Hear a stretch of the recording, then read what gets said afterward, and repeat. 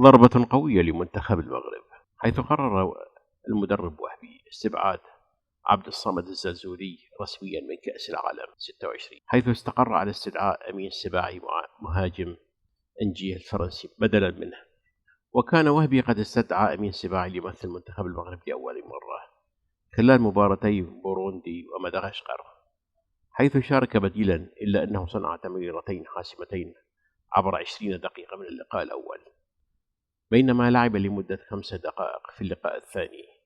فيما لم يشارك في ودية النرويج. وكان استبعاد عبد الصمد الزلزولي بالنظر لإصابته إصابة قوية أثناء مشاركته في المباراة الودية التي جرت بين منتخبي المغرب والنرويج، والتي انتهت بالتعادل الإيجابي بهدف لكل منهما. إن إصابة الزلزولي كانت بمثابة ضربة قوية لكتيبة محمد وهبي، خاصة بعد الكشف عن تفاصيل الإصابة بأنه يعاني من الرباط الداخلي للركبة وحاجة للعلاج والتأهيل لفترة تتراوح بين 3 إلى 4 أسابيع. أما إصابة نصير المزراوي الذي أصيب إصابة قوية، ولكنه كان يتدرب منفردا بعيدا عن المران الجماعي، وذلك بعدما أخرج بتبديل اضطراري أيضا في مباراة النرويج بسبب آلام الكتف،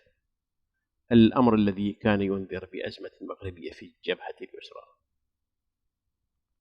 الزلزولي لم يكن اللاعب الوحيد الذي تقرر استبعاده رسميا من قائمة المنتخب المغربي قبل كأس العالم، بل قرر محمد وهبي أيضا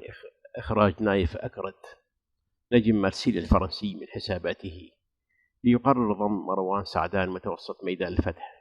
في رحلة المونديال. وقد أعربت الجماهير المغربية عن استغرابها وهي باستبعاد نايف أكرد، والسبب هو استدعاء اللاعب من الأساس